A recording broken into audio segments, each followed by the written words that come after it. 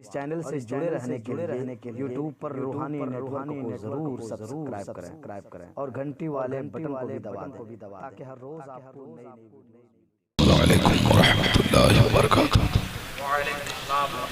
الحمدللہ رب العالمین والصلاة والسلام علی سیدنا محمد سید الاولین والآخرین وعلى آلہ واصحابہ اجمعین، اما بعد فاعوذ باللہ من الشیطان الرجیم، بسم اللہ الرحمن الرحیم۔ تبارک الذی بیدہ الملک وهو على كل شيء قدیر، الذي خلق الموت والحياة ليبلوكم أيكم أحسن عملا وهو العزيز الغفور۔ آمنت بالله وصدق الله العظيم وصدق رسوله النبي الكريم ونحن على ذلك لمن الشاهدين والشاكرين والحمد لله رب العالمين۔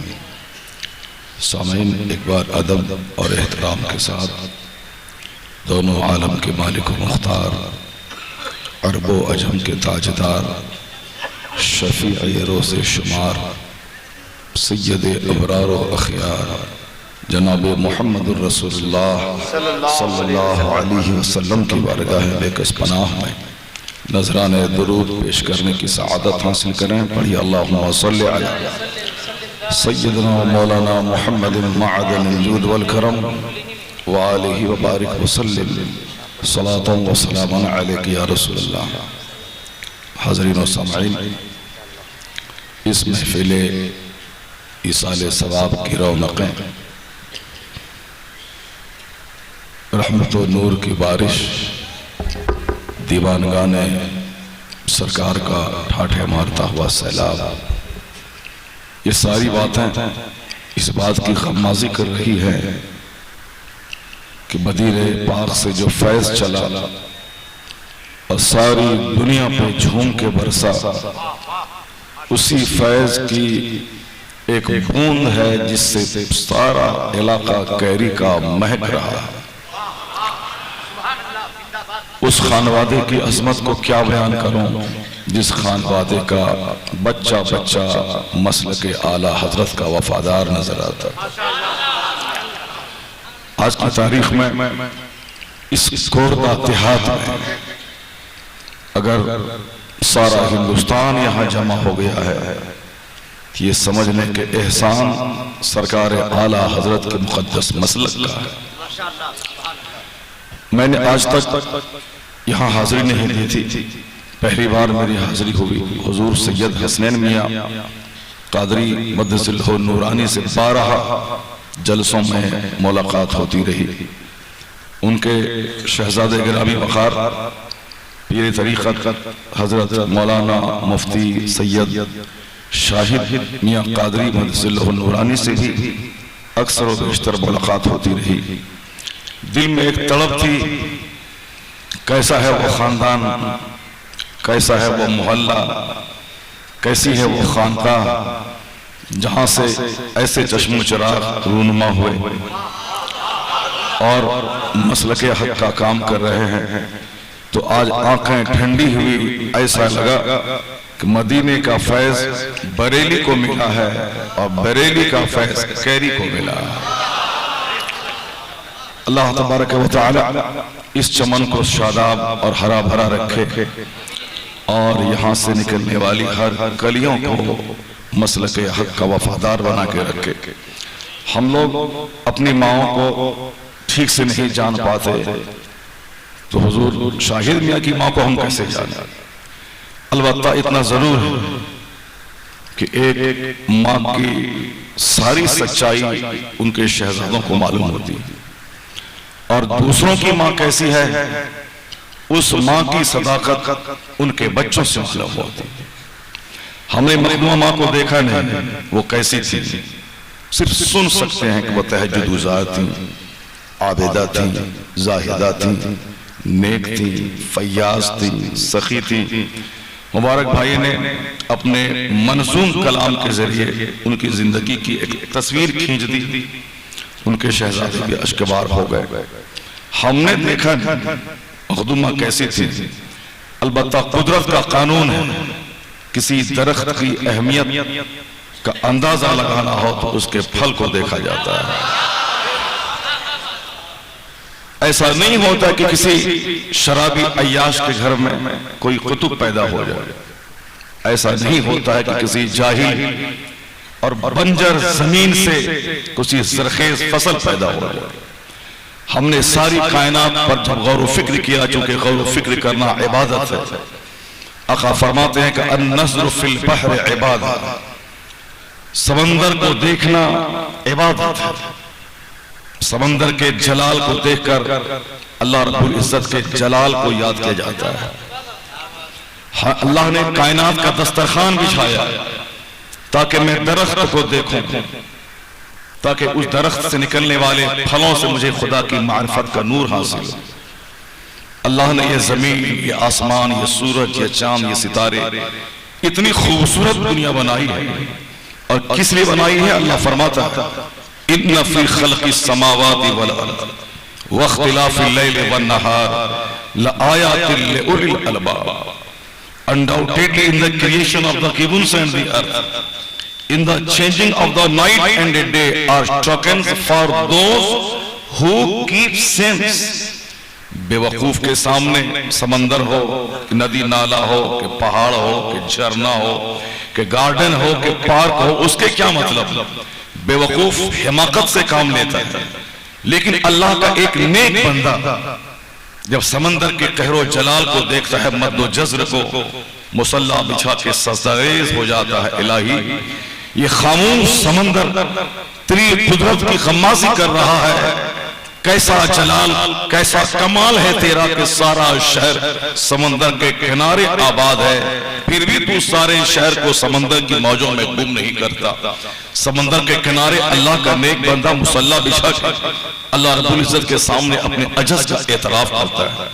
اللہ کا نیک بندہ جب گارڈن کو دیکھتا ہے، جب پارک کو دیکھتا ہے، وہاں مستیاں نہیں کرتا ہے. وہ کلکتہ کی وکٹوریا پارک میں احمق اور نادان قسم کے لوگ اس خوبصورت باغ میں بدکاری کرتے ہیں.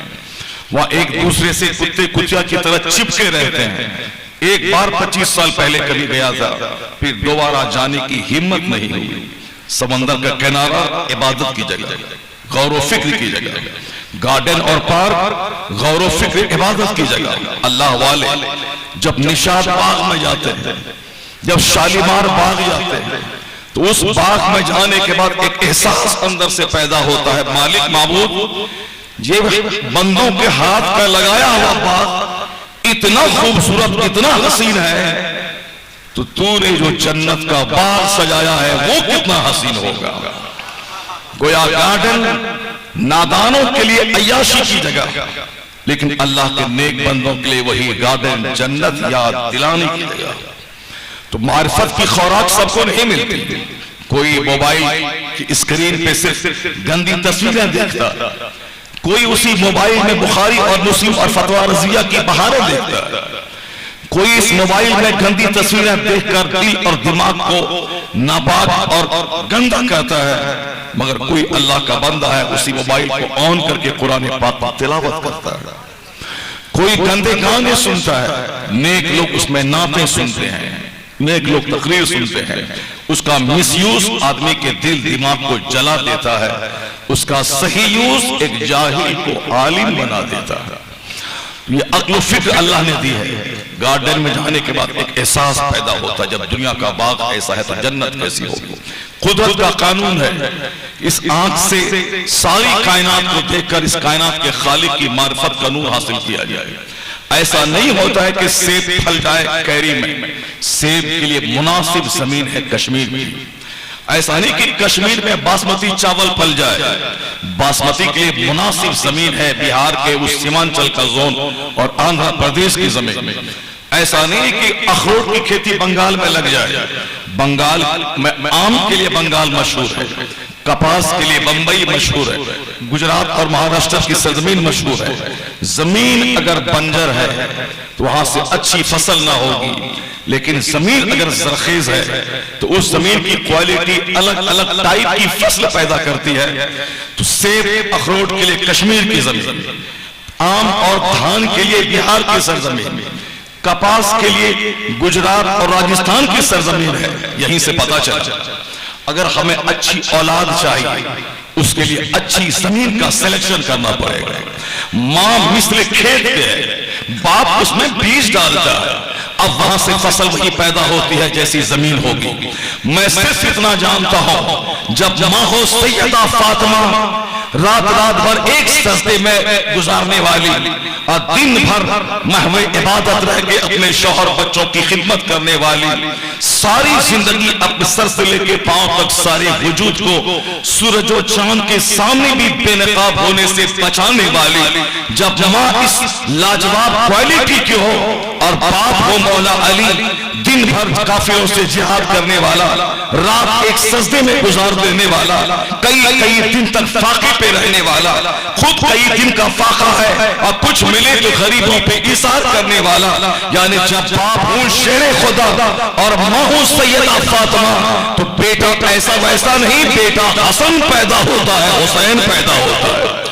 جب باپ ہو سید موسیٰ جنگی دوست، یعنی رات بھر عبادت کرنا، دن بھر جہاد کرنا، اور ماں سر سے لے کے پاؤں تک گناہوں سے سیف، کہ باپ پیار سے کہتا ہو کہ یہ میری بیٹی گونگی ہے، زبان سے کبھی خلاف حق نہیں بولی، یا میری بیٹی اندھی ہے جس نے آنکھ کا غلط استعمال کبھی نہیں کیا، یا میری بیٹی ہاتھ پاؤں کی لولی لنگڑی ہے جس ہاتھ پاؤں سے گناہوں کا صدور نہیں ہوا۔ جب ماں ہوں ایسی عابدہ اور باپ ہوں سید موسیٰ جنگی دوست، تو ہم پتہ لگا لیتے ہیں کہ اس کھیت سے کیسی فصل پیدا ہوگی۔ جب ماں باپ لاجواب ہوں تو بیٹا سید عبدالقادر جیلانی ولیوں کا سردار پیدا ہوتا ہے۔ ایسا نہیں ہوتا کہ کسی لچے گھر میں کتب پیدا ہو جائے، کسی لچے گھرانے میں کوئی ابدال پیدا ہو جائے۔ باپ لاجواب ہو، ماں لاجواب ہو، تب باپ بیٹا شاہکار جنم لیتا ہے۔ ہم نے دیکھا باپ سید غیاث الدین ہے اور ماں عابدہ ہے تو بیٹا ولیوں کا سردار معین الدین چشتی جنم لیتا ہے۔ جب باپ سید احمد علی بخاری ہو، ماں سیدہ زلیخا ہو تو بیٹا محبوب الہی جنم لیتا ہے۔ جب باپ مفتی نقی علی خان ہو اور ماں عابدہ صاحبہ تو بیٹا احمد رضا خان پیدا ہوتا ہے۔ جب باپ مفسر اعظم ہند ہو اور ماں تمام زیورات کو گروی رکھ کر مدرسہ منظر اسلام کے مدرسوں کی تنخواہ دینے والی تو بیٹا اختر رضا خان ازہری تاج الشریعہ پیدا ہوتا ہے۔ جب باپ سید حسنین میاں ہو اور ماں سیدہ مخدومہ ماں ہو تو بیٹا سید مفتی شاہد علی پیدا ہوتا ہے۔ میں نے مخدومہ کو نہیں دیکھا، میں نے اس شمل کے پھل کو دیکھا، میں سمجھ گیا جب پھل لاجواب ہے تو زمین کا لاجواب ہونا ہے۔ نعرہ رسالت، مسلک اعلیٰ حضرت، نعرہ تکبیر، نعرہ رسالت۔ یہاں سے ایک بہت بڑا پیغام مجھے بھی ملتا ہے، وہ لوگ جو شادی بیاہ کے موقع پر اچھی زمین کا سلیکشن نہیں کرتے، شادی بیاہ کے موقع پر آقا دو جہاں علیہ السلام کی تعلیمات کا خیال نہیں کرتے۔ ایسا نہیں ہوتا ہے کہ کٹہل کا پیڑ میں لگا دوں اس میں سے آم پھل جائے، ایسا ہم نے کبھی نہیں دیکھا ہے کہ ہم دھان کا پودا لگائیں وہاں سے گیہوں نکل جائے، ایسا آپ نے کبھی نہیں دیکھا ہوگا کہ ہم نے سیب کا پیڑ لگایا وہاں سے لیچی پھل جائے، کبھی نہیں ہوتا ہے۔ اگر اللہ کے نبی ایسا کر دیں تو وہ معجزہ کہتے اسے ہیں جو خرق عادت کے طور پر، یعنی جو کام عام طور پر نیچرل ڈھنگ سے ہوتا نہیں ہو۔ عام طور پر آدمی زمین پہ چلتا ہے، ہواؤں میں نہیں، لیکن کوئی نبی ہواؤں میں چلنے لگے تو وہ معجزہ ہے، کوئی اللہ کے ولی ہواؤں میں چلنے لگے تو وہ کرامت ہے۔ کوئی عام طور پر ندی کی سطح پہ مصلی بچھا کے نماز نہیں پڑھتا ہے چونکہ وہ ڈوب جائے گا پانی میں، لیکن یہ کام کوئی نبی کرے تو معجزہ ہے، کوئی اللہ کا ولی کرے تو وہ کرامت ہے۔ عام طور پر ہم زمین پہ چلتے ہیں، ہم ندی میں نہیں چلتے ہیں، مکان زمین پر بناتے ہیں، ہواؤں میں نہیں بناتے ہیں، محل سمندر میں تیار نہیں ہوتا، محل زمین پہ تیار ہوتا ہے۔ ایسا نہیں ہوتا ہے کہ ہم جئیں اوباشوں کی طرح، ہم جئیں شرابیوں کی طرح، ہم سرکار کی تعلیمات کا خون کریں اور یہ امید لگائیں کہ میرا بیٹا قطب پیدا ہو جائے۔ میرا بیٹا ابدال پیدا ہو جائے، شادی میں ہم سرکار کی سنتوں کا خیال نہ رکھیں اور امید کریں کہ میرا بیٹا عالم عابد زاہد پیدا ہو جائے۔ ایسا نہیں ہوتا۔ جب آم کے پیڑ سے لیچی نہیں پھلتی، میں آم کا پیڑ لگا دوں اور اجمیر چلا جاؤں، بابا آپ تو تقدیر بدلنے والے ہیں، اب میں نے آم کا پیڑ لگایا ہے، اب اس میں سیب پھلا دیجئے۔ غریب نواز قبر سے اٹھ کے 2-4 تماچا مارا ہے، کیا تم نظامی فطرت کے خلاف کرنا چاہتا ہے ظالم؟ لگایا ہے آم کا پیڑ اور کہتا ہے کہ اس میں سے سیب پھل جائے۔ میرا بیٹا نہ گریجویشن کرے، نہ انٹرمیڈیٹ کرے، نہ میٹریکولیشن کرے، نہ 10-10 20-20 گھنٹے پڑھے اور اجمیر ہم چلے جائیں۔ بابا آپ تو تقدیر بدلنے والے ہیں، میرے بیٹے کو ڈی ایم بنا دیجئے۔ 2-4 چپت لگائیں گے غریب نواز اپنی قبر سے باہر نکل کر۔ ایسا نہیں ہوتا ہے کہ کوئی پڑھے لکھے نہیں اور وہ ڈی ایم بن جائے۔ ایسا نہیں ہوتا ہے کہ ہم محنت نہ کریں بہت بڑے اسکالر بن جائیں، بہت بڑی ودوان بن جائیں۔ یہ دنیا عالم اسباب ہے، یہاں ایک طرف تدبیر کی جاتی ہے، ایک طرف سے محنت کی جاتی ہے، تب اس محنت کا پھل ملتا ہے، خدا کی رحمتیں متوجہ ہوتی ہے۔ جب مجھے زمین پر پھیلنے کا حکم ملا ہے کہ زمین فانتشروا فی الارض، زمین پہ پھیل جاؤ، میں گھر سے نکلوں اور میں کھیت میں ہل چلاؤں، پھر اس میں بیج ڈالوں، پھر اس پودے کی رکھوالی کروں، اس کے بعد میں رب سے دعا کروں الہی گیہوں کا بیج ڈالنا میرا کام تھا، اس میں کھاد ڈالنا میرا کام تھا، اس پودے میں پانی کا انتظام کرنا میرا کام تھا، اب شاندار گیہوں کا دانہ نکالنا تیرا کام ہے۔ رحمت میری اور رحمت، محنت میری اور رحمت تیری، یعنی پہلے تدبیر کرنا ہے۔ میٹریکولیشن میں 99% نمبر لانا، انٹرمیڈیٹ میں 99% نمبر لانا، گریجویشن میں 99% نمبر لانا، 10-10 گھنٹے کتاب کا کیڑا بن جانا، اور میٹرک سے انٹر میں گئے تو 12 گھنٹے اسٹڈی بڑھا دی، گریجویشن میں گیا تو 15 گھنٹے اسٹڈی بڑھا دی، یعنی کلاس اونچا ہوتا گیا، مطالعہ بڑھتا گیا، پڑھنے کا ٹائم بڑھتا چلا گیا۔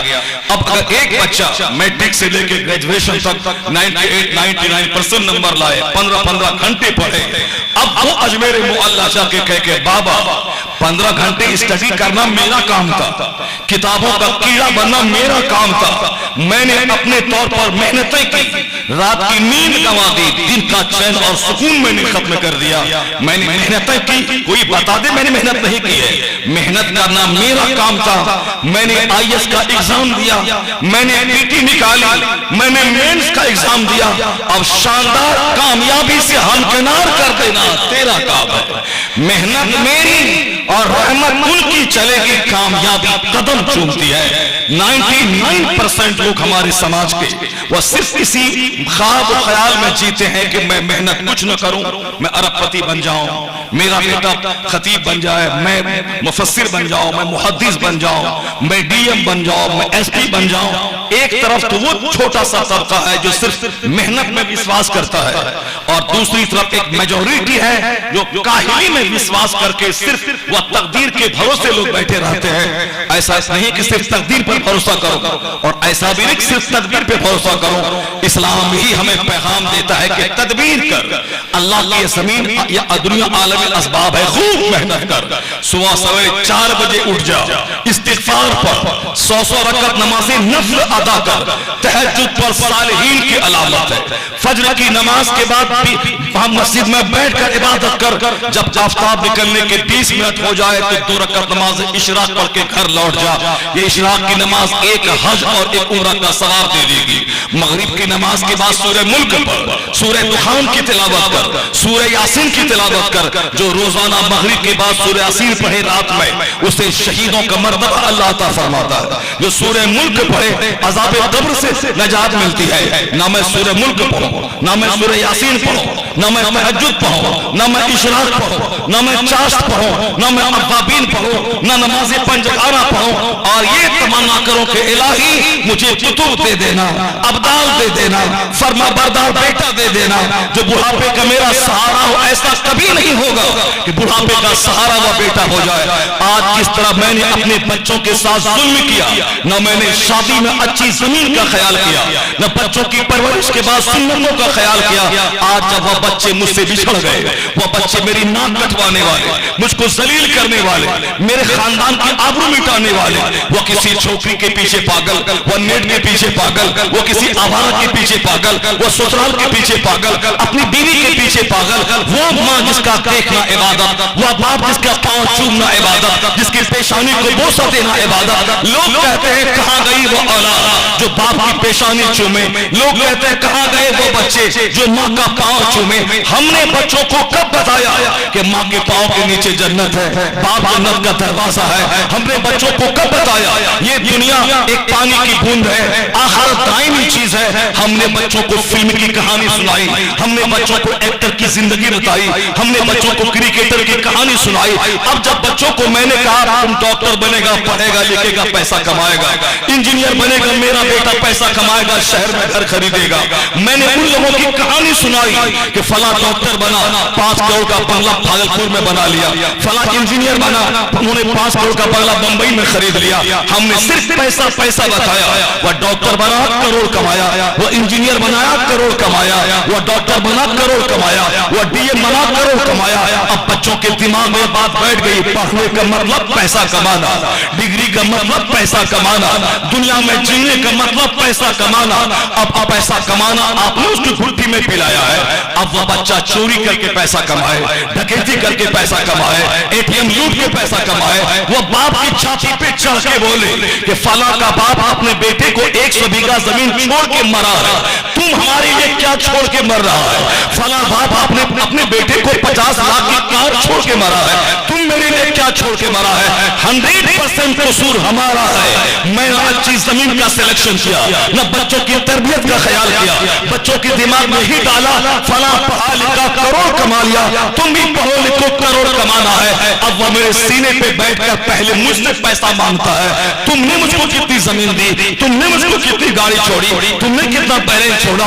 अगर मैं बचपन से बच्चों की कुट्टी में पिला देता, फला पढ़ा लिखा कुतुब बन गया, फला पढ़ा लिखा अब्दाल बन गया, फला पढ़ा लिखा मुत्तकी बन गया, फला पढ़ा लिखा जन्नती बन गया, फला पढ़ा लिखा अच्छा इंसान बन गया। अगर मैं ये उसकी कुट्टी में पिलाता और ये बता देता कि हुजूर की जिंदगी है, असहाब की जिंदगी है, सहाबा की जिंदगी है, सालिहीन की जिंदगी है, तो मेरा बच्चा सीने पे चढ़ के पैसा नहीं मांगता, वही कोशिश करता मैं दिन में 100 बार माँ का चेहरा देखूं ताकि 100 मकबूल हज का सवाब मुझको मिल जाए।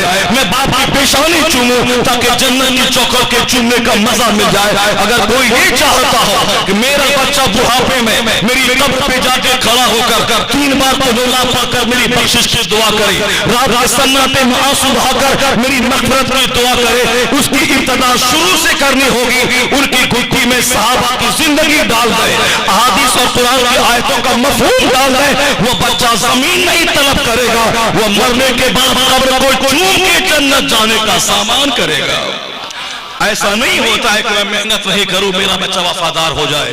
कुदरत का कानून है, ये दुनिया आलम असबाब है, यहाँ मेहनत का नतीजा निकलता। मन जद्दा वजदा, यानी जैसी जमीन का सिलेक्शन हो। हुजूर ने क्या फरमाया? तुनकहुल मरअतु लिअरबा लिमालिहा वले जमालिहा वले हसबिहा वले दीनिहा फस्फर बिज़ातिद्दीन। आका फरमाते हैं निकाह करने में 4 चीजों का ख्याल रखा जाता है। आका फरमाते हैं लड़की का हुस्न देखा जाता है, लड़की का खानदान देखा जाता है, लड़की का माल देखा जाता है, और फरमाते हैं हुजूर लड़की का दीन और अखलाक देखा जाता है। सरकार ने क्या फरमाया? दूसरी हदीस का मफ़हूम है सिर्फ हुस्न देखेगा वह लोग जो सिर्फ स्मार्टनेस देखते हैं, वह लोग जो सिर्फ ज़ाहिरी खूबसूरती पे ध्यान देते हैं। लड़का मेरा कलवा है, वो भी खोजता है कि हमें करीना जैसी खूबसूरत लड़की मिल जाए। ये कलवा अपना मुंह नहीं देखता, वो सिर्फ लड़की का मुंह देखना चाहता है कि हमें लड़की हसीन और जमीन मिल जाए, शकीला वजीहा मिल जाए। अपना वजूद नहीं देखता, वो देखता है कि लड़की लीन एंड थीन हो, स्मार्ट हो और हाइट हो, और हाइट वाली हो 6 इंच से कम हो नहीं। हमने सिर्फ हुस्न को तरजीह दिया। हदीस का मफहूम है जो सिर्फ खूबसूरती को देखेगा ऐसे घिनौनी मनाजिर का सामना करना पड़ेगा, मकरूह नाज़ेबा मनाजिर का सामना करना पड़ेगा। यानी زندگی سکون سے نہیں گزرے گی، اس بیوی میں خیر نہیں رہے گا جو صرف حسن کو دیکھے اور دین کو نہ دیکھے، اخلاق کو نہ دیکھے، صرف حسن کو دیکھے۔ عام طور پر دنیا میں اسی حسن پہ توجہ دی جاتی ہے۔ بدکاریاں، زناکاریاں، شوہر کو چھوڑنے کی حالتیں، خلا کے لیے 1000 اپلیکیشن سے قاضی کے پاس، میں اس شوہر کے پاس نہیں رہوں گی صرف اسی لیے کہ میں نے حضور کے فرمان کو توڑا اور میں چاہتا ہوں کہ میرے گھر میں امن رہے، میرے گھر میں سکون رہے۔ اللہ کی قسم ایسا کبھی نہیں ہوگا۔ اللہ نے سارا سکون اپنے محبوب کی غلامی میں رکھ دیا ہے۔ میں جیوں شیطان کی طرح، میں جیوں جانوروں کی طرح اور گھر میں سکون مل جائے، ایسا کبھی نہیں ہوگا۔ آج سے 50 سال پہلے گاؤں کی سڑکیں نہیں بنی تھی، آج سڑکیں گاؤں گاؤں، بجلی گاؤں گاؤں۔ آج سے 50 سال پہلے غریب کے گھر میں صوفہ نہیں تھا، آج میرے گھر میں صوفہ ہے، میرے گھر میں گدا ہے، میرے گھر میں اے سی ہے۔ دروازے پہ جس باپ نے کبھی سائیکل کا منہ نہیں دیکھا تھا، اس دروازے پہ 40 لاکھ کی کاریں موجود ہیں۔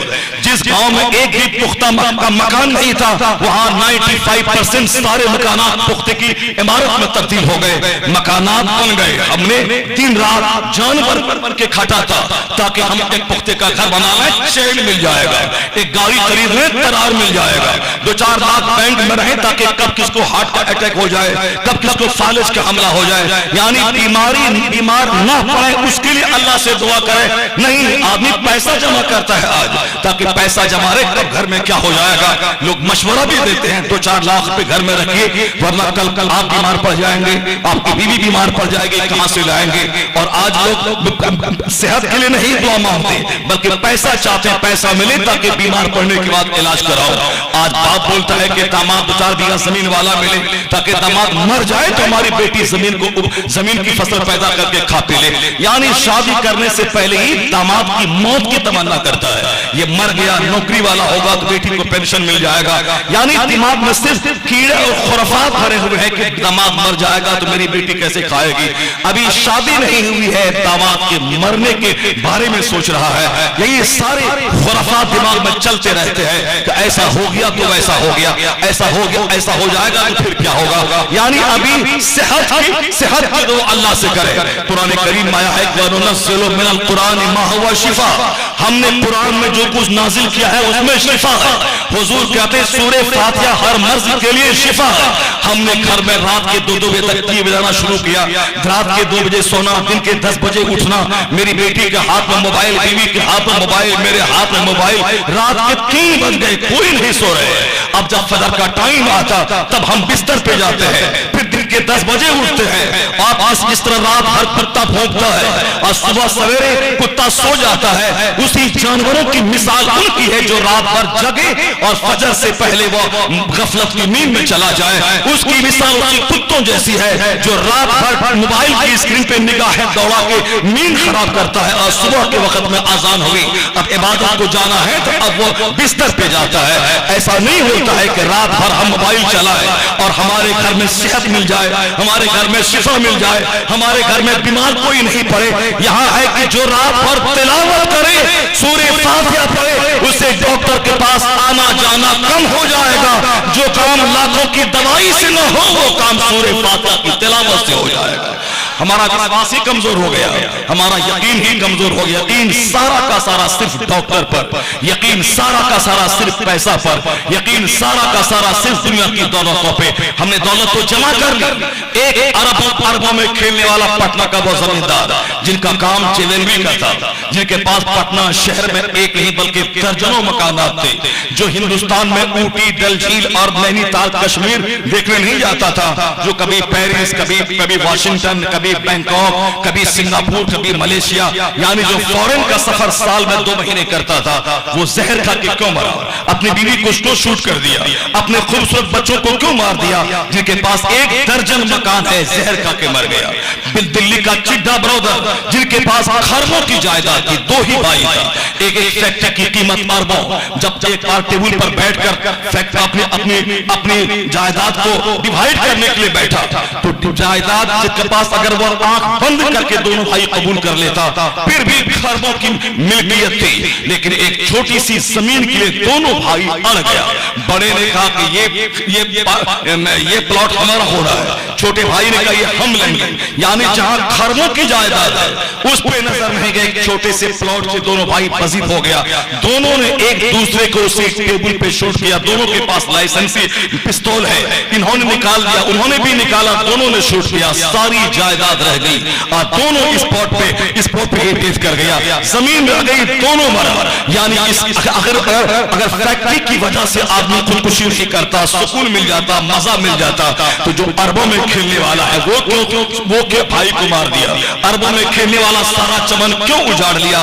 اس کا مطلب یہ ہے کہ گاڑی میں سچا سکون نہیں ہے. مکانات میں سکون ہوتا تو آج پہلے سے زیادہ زندگی کا مزہ ملتا. اربوں میں کھیلنے والا گورا چہرہ دن بھر لٹکا رہتا ہے، چونکہ 1 کروڑ ہے، 50 کروڑ کی ہوس ہے. ایک مکان ہے، 5 مکان کی ہوس ہے. 10 لاکھ کی کار ہے، 20 لاکھ کی ہوس ہے. اسی ہوس نے آنکھ سے نیند اڑا دی، چہرے کی رونقیں چھین لی، سینے میں بے چینی کی آگ لگا دی. اس کا مطلب یہ نکلا کہ جب سے میں نے دماغ میں یہ بیٹھا لیا کہ صوفہ مل جائے تو سکون، مکان بن جائے تو سکون، بیٹا ڈاکٹر بن جائے تو سکون، انجینئر بن جائے تو چین، دروازے پہ 20 لاکھ کی کار آ جائے تو سکون آ جائے گا. یہ ساری چیزیں آ گئی اور سکون ہی نہیں آیا. اللہ کے قانون کو توڑ کر جو بندہ چاہے گا کہ میں سکون کی زندگی گزاروں، ایسا کبھی نہیں ہو سکتا، کیونکہ قدرت کا قانون ہے الا بذکر اللہ تطمئن القلوب. جان لے، غور سے سن لے کہ دلوں کو آرام اللہ کے ذکر سے ملتا ہے، دلوں کو سکون اللہ کی یاد میں ملتا ہے. اگر دنیا کے لوگ یہ چاہتے ہیں اگر سکون اور چین اور قرار مل جائے، یو ٹرن لینا ہوگا. زمین، مکان، صوفہ، گدا، کار میں سکون نہیں ڈھونڈنا ہوگا. جس دن میرا گھر اللہ کے ذکر سے معمور ہو جائے، یہ دل خدا کے ذکر سے آباد ہو جائے، اس دن بغیر کار کے، بغیر مکان کے، بغیر اے سی کے بھی اللہ وہ سکون دے گا جو سکون اپنے صالحین بندوں کو دیا ہے، جو غوث الابدال کو ملا ہے، جس سے آج سے 100 سال پہلے میرا گاؤں آباد رہتا تھا. سارا سکون اللہ نے اپنے ذکر میں رکھا ہے. اس ذکر سے ہٹ کے سکون نہیں ملے گا، اچھی اولاد نہیں ملے گی. آج اولاد میرے ہاتھ سے نکل گئی، یہ 100% قصور ہمارا ہے. اگر میں دروازے پہ آم کا پیڑ لگاؤں، میں پیر صاحب کے پاس آ جاؤں، تعویذ دیجئے، وہاں سے کٹہل نکل جائے، پیر صاحب 2-4 جوتا مار کے بھگائیں گے. لگایا ہے پیڑ آم کا اور بولتا ہے کہ اس میں سے کٹہل پھل جائے، تعویذ دے دیجئے. ایسا نہیں ہوتا ہے. کٹہل کا پیڑ لگانا ہوگا، پانی ڈالنا ہوگا، اس کو بکری سے بچانا ہوگا، پھر کہنا ہوگا حضرت اب تعویذ دیجئے تاکہ اس میں کیڑا نہ لگے، شاندار پھل پیدا ہو جائے. اب تعویذ اگر مل جائے پھر اس میں کیڑے سے درد کا بچاؤ ہوگا، شاندار پھل نکلے گا. بیوی کا سلیکشن قاعدے سے ہو، صرف حسن کو دیکھے گا، اس کے گھر میں بدکاری ہوگی، وہاں زناکاری ہوگی، وہاں اولاد ہاتھ سے نکلے گی. اگر بیوی کا پاؤں 5 بار پھسلا، ان کی بیٹی کا پاؤں 50 بار پھسلے گا. یہی حالات ہر گھر کے ہو رہے ہیں. حضور نے کہا صرف دولت مت دیکھنا، جو صرف دولت کو دیکھے گا پھر ان کو اللہ تعالیٰ غریبی کی آگ میں جلا دے گا. جو صرف دولت دیکھ کے شادی کرے گا، مفلسی کا دروازہ اللہ کھول دے گا، وہ محتاج ہو جائے گا. اللہ کو دیر نہیں لگتی بادشاہ کو فقیر بنانے میں، فقیر کو بادشاہ بنانے میں. نہیں دیکھا آپ نے اس لاک ڈاؤن میں جن کا ٹکٹ 5-5 مہینے کا بنا ہوا تھا وہ اپنے گھر میں قیدی بن کے رہ گئے. نہیں دیکھا لاک ڈاؤن میں جس نے 50 کروڑ کی لاگت سے مدراس میں فیکٹری بنائی تھی اور 2 اپریل سے فیکٹری کا افتتاح ہونے والا تھا، 24 مارچ کو لاک ڈاؤن لگا اور پھر اب ایک تو بینک سے لون لے کے 50 کروڑ خرچ کر کے فیکٹری بنائی ہے. اب کاروبار بند، وہ زہر کھا کے نہیں مرے گا تو کیا کرے گا؟ یہ بندہ بہت اڑتا تھا کہ میں جو چاہوں سو کر لوں، میں جو چاہتا ہوں سو ہو جاتا ہے. کون خدا، کیسا خدا، کیسی عبادت، کیسی ریاضت، کیسی عبادت اور کیسا کیسا اخلاق، کچھ نہیں، سب کچھ پیسہ ہے. جیسے سماج میں اکثر لوگ آج بھی ایسا بولتے ہیں. کون آج کل سنت میں چلتا ہے، کون قرآن پڑھتا ہے، کون اخلاق کو اپناتا ہے؟ سب کچھ پیسہ ہے. مولانا پیسہ، پیسہ کمائیے دنیا پاؤں چومے گی، پیسہ کمائیے سارے لوگ دروازے پہ آئیں گے، پیسہ کمائیے پیر صاحب دروازے کا چکر لگائیں گے، پیسہ کمائیے 50 مدرسے کے محتمم وہ رسید لے کے آپ کے دروازے پہ آئیں گے. یعنی دماغ میں ایسا کیڑا کاٹ رہا ہے. اب اخلاق کی باتیں کوئی نہیں کرتا، قرآن حدیث پر عمل کرنے کی باتیں کوئی نہیں کرتا، صرف گندوں کی کہانی کوئی نہیں بولتا. فقیری نے فلاں نے بادشاہت کی، बुजुर्गों की कहानी कोई नहीं सुनाता, सिर्फ एक कहानी, पैसा है तो सारे आलिम आ जाएंगे, पैसा है तो सारे पीर आ जाएंगे, पैसा है तो सारी दुनिया पांव चूमेगी। यानी सिर्फ गंदा ख्याल प्रमोट करना, उसकी पब्लिसिटी करना, आने वाले बच्चों के दिल और दिमाग में पैसा पैसा भर देना। अब वह पैसा के लिए चाहे जुआ खेले, पैसा के लिए शराब बेचे, पैसा के लिए सूद खाए, पैसा के लिए बाप की वक्फ करदा जायदाद मस्जिद की सारी हड़प ले, पैसा के लिए मदरसे की सारी प्रॉपर्टी को तबाह कर दे, पैसा के लिए सदके का बकरा अपने बच्चों को खिला दे, वो सब चलेगा मगर पैसा चाहिए। यानी सिर्फ पैसा पैसा ने दुनिया को तबाह किया। हमने बच्चों को कभी दीन नहीं सिखलाया। हुजूर क्या फरमाते हैं, और उस लड़की से शादी मत करना जिस शादी में सिर्फ पैसा देखा जाए। अगर तुमने सिर्फ पैसा देखा तो अल्लाह तुम्हारे लिए मुफलिसी का दरवाजा खोल देगा, कमाते जाओगे और हवस की आग लगेगी और वह प्यास बुझेगी नहीं जिस तरह आज हो रहा है। अल्लाह ने बंदों को गाहे गाहे वक्फे वक्फे से बताता है अल्लाह ने कि तुम्हारे चाहने से सब कुछ नहीं होता है। हमने चाहा था कि हम अमेरिका जाएं, यूरोप जाएं, यहाँ जाएं, पाँव में बेड़ियां डाल दी इस लॉकडाउन में। अमेरिका को घमंड हासिल था कि सारी टेक्नोलॉजी मेरे पास है, मैं जो चाहता हूँ सो कर देता हूँ। आज बीमारी पैदा हो 10 घंटे के बाद उसकी दवा मेरे पास है। चाइना को गुरूर हासिल था कि दुनिया का कोई मुल्क कोई सामान मैन्युफैक्चर करे, उसका सैंपल मुझे दे दे, मैं उसकी नकल 5 घंटे के अंदर मैं तुमको दे दूंगा। चाइना को टेक्नोलॉजी पे नाज था। अल्लाह रब्बुल इज्जत ने आज दुनिया के सारे दानिश्वरों को गूंगा अपाहिज बेकस बेचारा बना के बता दिया कि अमरीकी तुझे घमंड था कि मैं चाहूं तो आज बीमारी हो कल की दवा मेरे पास। 8 महीने गुजर गए। अमेरिका जिसे टेक्नोलॉजी की दुनिया का बादशाह, नासा तहकीकाती केंद्र वहां, सारे वैज्ञानिक वहां, सारी तहकीकाती सारे काम वहां के सारे वैज्ञानिक सर पकड़ के बैठे हैं। कोरोना का इलाज उनके पास नहीं, वैक्सीन उनके पास नहीं। चाइना का सारा गुरूर टूट गया। 8 महीने गुजर गए, न कोरोना की वैक्सीन न कोरोना की दवाई। रूस ने चिल्लाया कि मैंने अपनी बेटी पे रिसर्च किया, यह वैक्सीन है। सारी दुनिया ने ऐसा मुंह नोचा, उसने अपनी तहकीक को वापस कर लिया। हिंदुस्तान को भी घमंड था, हजारों तहकीकाती अदारे मेरे पास है, वैज्ञानिक मेरे पास है। 8 महीने गुजर गए और आज यह ऐलान होता जब तक दवाई नहीं तब तक ढिलाई नहीं। इसका मतलब दवाई नहीं आई है, ढिलाई न करे, यानी ये ढिलाई नहीं दवाई नहीं। इसके यहाँ के साइंसदानों के गुरूर को तोड़कर, अमेरिका को अपाहिज उल्लू बनाकर, चाइना के वैज्ञानिकों को गूंगा बनाकर अल्लाह ने बता दिया ज्यादा उड़ना, तुम्हारे चाहने से सब कुछ नहीं होता है, वही होता है जो मंजूर खुदा होता है। नारे तकबीर, चाहता है नारे रिसालत, मसलके आला हज़रत, नारे तकबीर, नारे रिसालत। बंदों के घमंड को अल्लाह ने तोड़ दिया, अमेरिकियों का गुरूर चकनाचूर कर दिया, चाइना के वैज्ञानिकों के गुरूर को तोड़कर उसे बता दिया कि सब कुछ तुम्हारे चाहने से नहीं होता है। यह कोरोना काल हमें बहुत कुछ सिखा गया। आज 8 महीने गुजर गए। अमेरिका के वैज्ञानिक कहते हैं हाथ मुंह धोइए, हाथ मुंह धोइए, नाक और मुंह को ढक के रखिए, मास्क लगाइए। हिंदुस्तान के सारे डॉक्टर कहते हैं कि अब एहतियात बरतिए, हाथ धोते रहिए, हाथ धोते रहिए, मुंह को साफ करते रहिए, नाक साफ करते रहिए। साहब जहां साइंस जवान हो गई है, जहां साफ फिजिक्स केमिस्ट्री बायोलॉजी का जलवा है और जहां मेडिकल साइंस का जलवा है, वहां हाथ धोइए, नाक में पानी डालिए, मास्क लगाइए। ये क्या तमाशा है? जब हर बीमारी की दवाई आ गई फिर हाथ धोइए, मुंह साफ कीजिए और आप अपनी सुरक्षा का ख्याल रखिए। क्वारंटाइन घर में रहिए, दूसरों को संक्रमित मत कीजिए, आइसोलेट रहिए, घर में रहिए, हाथ मुंह धोइए। हाथ मुंह धोना कोरोना का इलाज है। हाथ धोते रहिए, दिन में 2-4-10 बार हाथ धोइए, बार बार धोइए। ये कोरोना से बचने का इलाज है। क्यों साहब? कोरोना का कीड़ा हाथ के रास्ते से अंदर जाता है, नाक के रास्ते से अंदर जाता है, मुंह के रास्ते से अंदर जाता है। एक कौम मुस्लिम मैं तुमसे मुखातब हूं।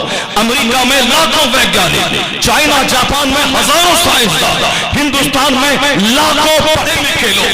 आज शबाब पे आ गई दुनिया।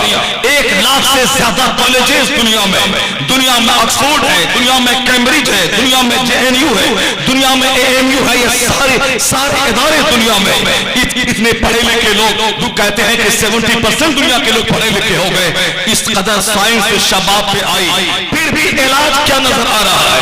कोरोना के कीड़ों से बचना है तो नाक की सुरक्षा, मुंह की सुरक्षा। कीड़ा यहाँ से दाखिल होता है, कीड़े यहाँ से जाते हैं, कीड़ा जरासीम वहां का हाथ के रास्ते से जाते हैं। मैं कहता हूँ जहां अमरीकियों की नजर आज गई, जहां चाइना के वैज्ञानिक की नजर आज गई है, तुम्हारे पैगंबर ने 1400 साल पहले कहा नमाज पंजगाना पढ़ना फर्ज आजम है। उस नमाज के लिए वजू करना फर्ज है।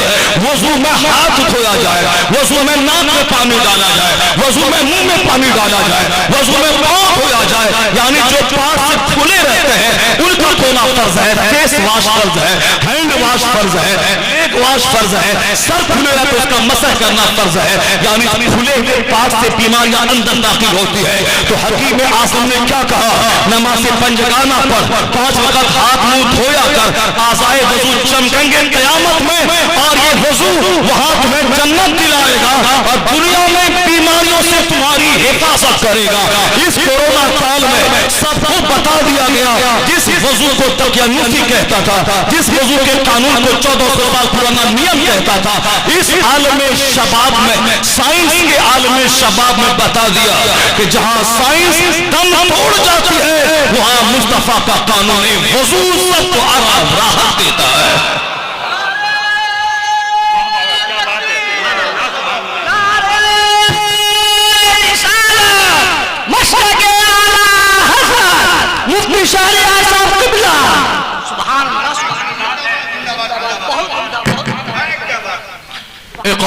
मैं आपसे मुझको शिकायत है, हमें उनसे नहीं जो मोमिन नहीं है, आपसे शिकायत है कि आप पर नमाज फर्ज आज़म, आपके लिए वज़ू करना लाज़मी। कोई मास्क ना पहने, मैं कहता हूं कोई मास्क पहनने की कोई जरूरत नहीं है। अगर वो कहते हैं मास्क पहनना जरूरी है तो इस कदर लोग डर गए कि अपने घर में तन्हा है तो भी मास्क पहने हुआ है। ये बताइए तन्हा कार चला रहा है तो भी मास्क पहने हुआ है। मास्क पहनने की हिकमत यह है कि आप लोगों के सामने बात करते हैं, उनको कोरोना होगा, वह बात करेगा तो फिर नाक के रास्ते से कीड़ा अंदर घुस जाएगा, आप संक्रमित हो जाएंगे।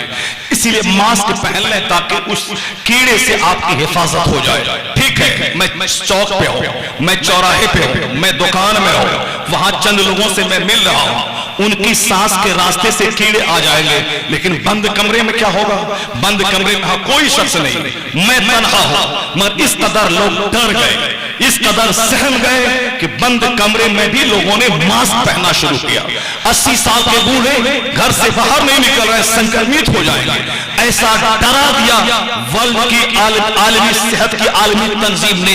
इस कदर दुनिया वालों को डरा दिया और डर गए क्रिश्चियन, डर गए यहूदी, डर गए हिंदुस्तान के मुशरिक। मगर अल्हम्दुलिल्लाह मेरे रब ने क्या कहा है, फ़इज़ा जाअ अजलुहुम ला यस्तअखिरून साअतन वला यस्तक़दिमून। जब मौत का वक्त आएगा एक लम्हा ना आगे होगा ना पीछे होगा, मौत अपने वक्त पे आएगी। मेरा रब कहता है कुल्लु नफ्सिन ज़ाइक़तुल मौत, सबको मौत का मजा चखना है। मेरा रब कहता है मौत और हयात मैंने इसीलिए पैदा की है ताकि मैं जांचूं कि इस सरजमीन में मेरा खा के मेरी हाँ में सांस लेके तुम काम कैसा करते हो। पूरा अल्लाह फरमाता है मिन्हा खलक़नाकुम, मैंने मिट्टी से पैदा किया, फिर हम तुम्हें मौत देके उसी मिट्टी में ले जाएंगे, फिर उसी मिट्टी से निकाल के तुम्हारे काम की जांच करेंगे, तुमसे पूछेंगे तुमने दुनिया में क्या किया, तुमने जवानी का इस्तेमाल कैसे किया, तुमने दौलत का इस्तेमाल कैसे किया। कुरान के हर चैप्टर में मौत की बात, और फिर वो मौत के एक मिनट ना आगे हो ना पीछे हो।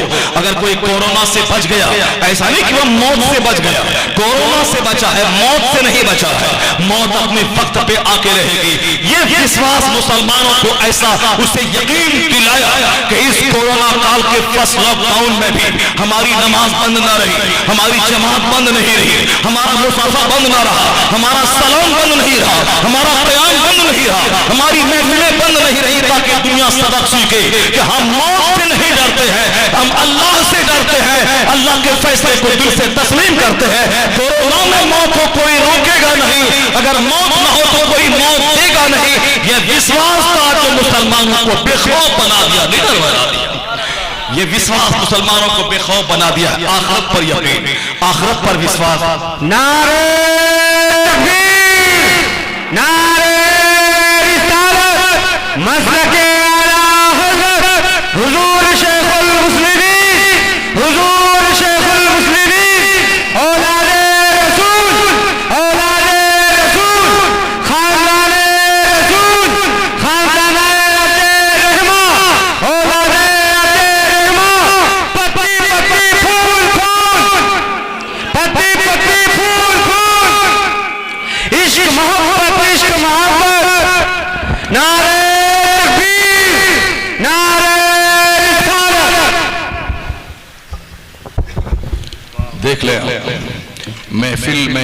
جان آ گئی، محفل میں بہار آ گئی، بارات میں 100 گاڑی اسکارپیو ہو اور دولہا ہی نہیں ہو تو بارات بے رنگ لگتی ہے۔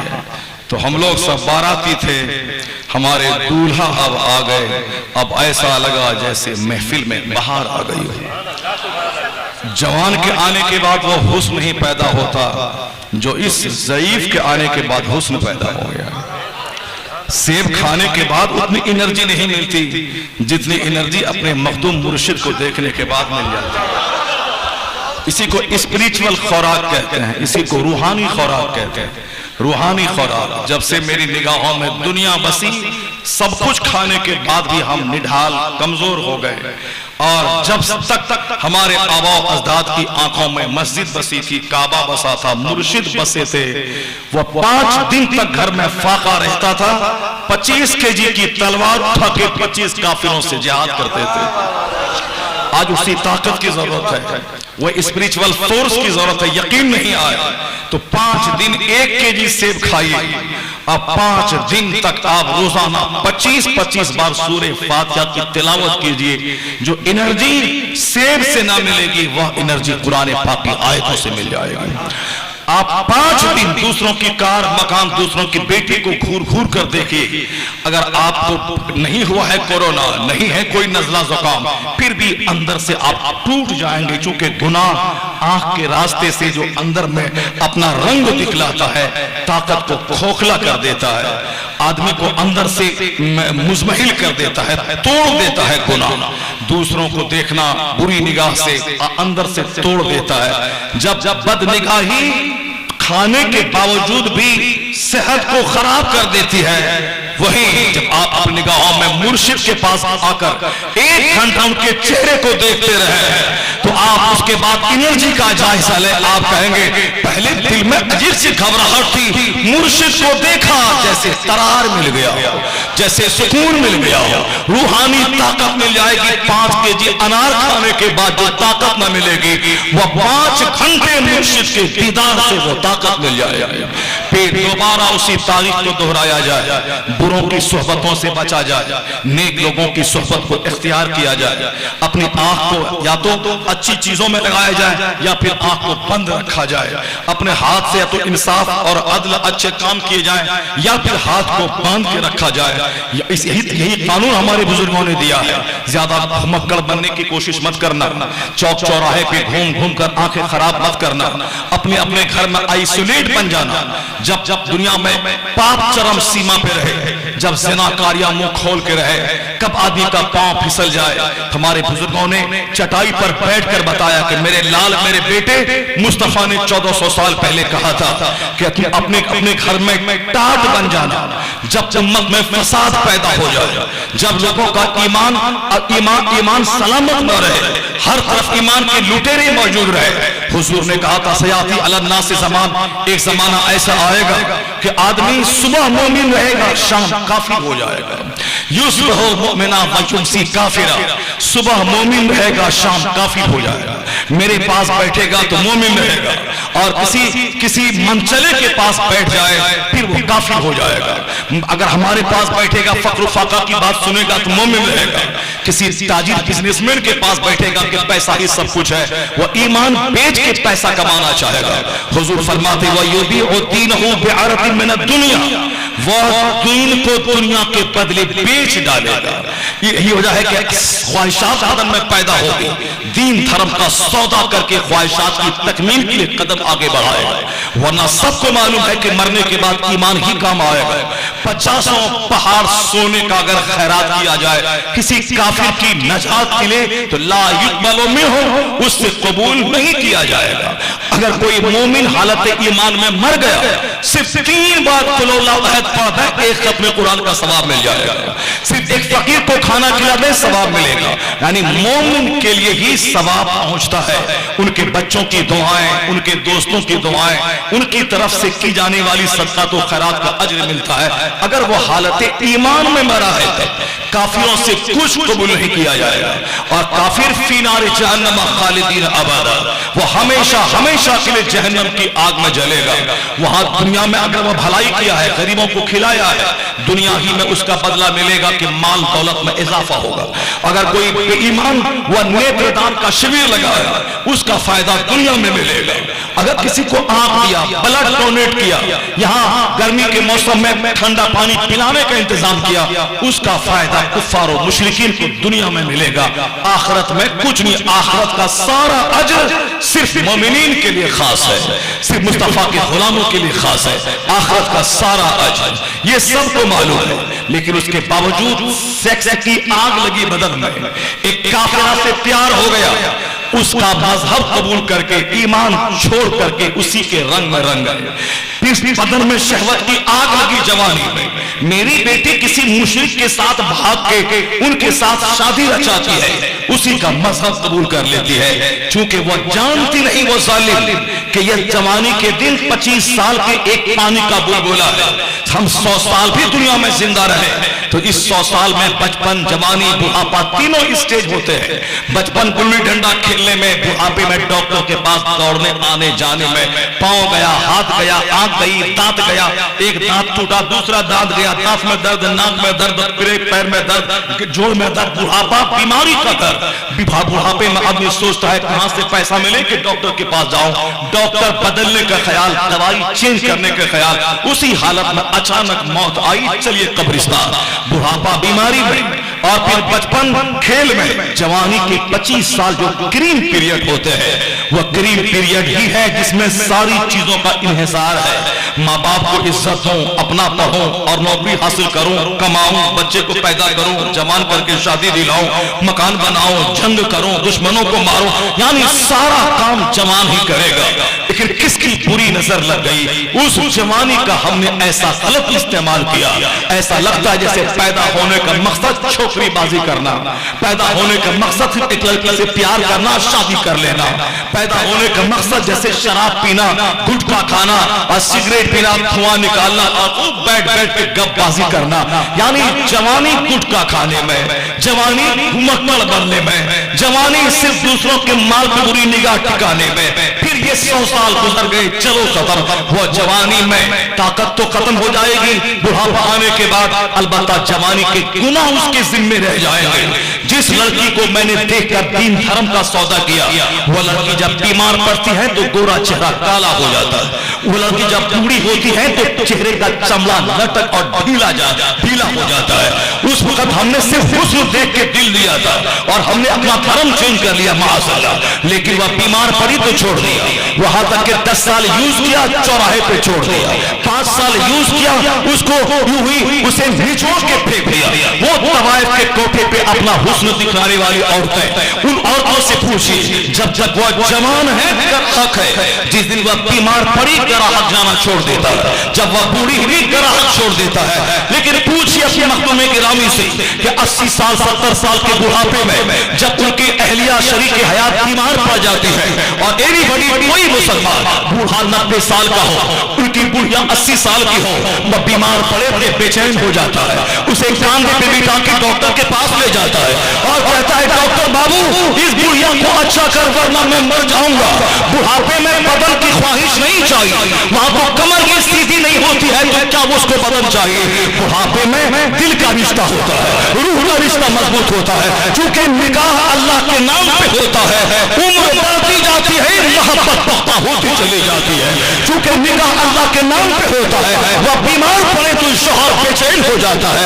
اللہ کے نام پہ جو رشتہ بنے اس میں پائیداری ہوتی ہے, اسٹیبلٹی ہوتی ہے. چاہے چہرہ کالا ہو, شوہر کے وہی حور ہے, چاہے وہ بوڑھی ہو جائے, شوہر کے وہی پری ہے, مگر وہ کوٹھے پہ رہنے والی بیمار پڑی تو گراہک چھوڑ دیا, وہ بوڑھی ہوئی تو سڑکوں پہ آ گئی. اس نے زناکاری بدکاری کے ہاتھوں اپنے جسم کا سودا مت کر, جسم کی حفاظت کر, اپنے پردے کو اپنے لیے لازم قرار دے دے. اگر اللہ کے نام پہ نکاح ہوا تو بوڑھی ہوتی جائے گی, تمہارا پیار بڑھتا چلا جائے. اللہ کے نام پہ جو رشتہ بنتا ہے اس رشتے میں اسٹیبلٹی ہوتی ہے. اس لیے چند دن کی جوانی کا غلط استعمال نہ ہو. یعنی جسے پیار کرنا ہی زندگی کا مقصد ہے, وہ زناکاری کا نام لوگوں نے پیار رکھ دیا ہے. جہاں چند عورتیں بیٹھی ہیں وہی ایفیر کی کہانی, جہاں چند عورتیں بیٹھی ہیں وہی پریم کی کہانی.